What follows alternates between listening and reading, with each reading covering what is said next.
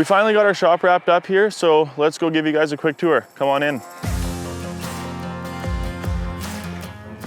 Okay, starting off in this corner of our shop here, we set up a nice area for our guys to hang their jackets, dry their clothes out, leave their dirty boots so they don't have to bring them home. Working our way over here, we kind of got our used oil, used filters. GFL comes and picks those up and takes our used oil, so that's real handy. Just a washroom over here, oil so we can do all of our maintenance, and then same, we got the drums of oil, workbench. One important thing is having a whiteboard. If anything goes wrong with one of our pieces of equipment during the day, our guys come, write it down. This is actually the best feature of our new shop. We got our mechanic in here, Jonah. He's actually fixing up our quad track, getting it ready for the season. Over here, we got our bolt bin, workbench. That's one thing that we didn't have in our other shop that really just helps us work on our own equipment. Then we got torches, vacuum that nobody seems to use to clean out their trucks, unfortunately.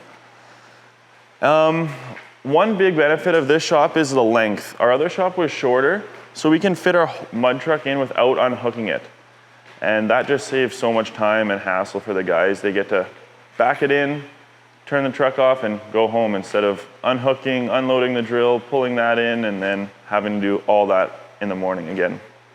One thing that most people don't think of is a floor drain. We picked up this floor drain from a company in Winkler called U-Drain, and it runs pretty much the whole length of the shop, and it just allows us to pressure wash vehicles in here, and it handles a bunch of the mud and whatever we throw at it, and then you just open up these lids over there and suck it out, and it doesn't seem to plug up, so it's been a real blessing being able to rinse our vehicles off in here. When we started remodeling the shop, we realized that the headroom was super important. We wanted to be able to fit full height semi-trucks in here. So we had to go with a non-conventional door to give us maximum height versus just an overhead door that rolls up. So I looked into these diamond doors and it was a really cost-effective option for us. Then we went with the see-through door. That lets a ton of light in. Since this building does face the south, it really warms it up in here. Even on a -40 day, we noticed the heat coming in.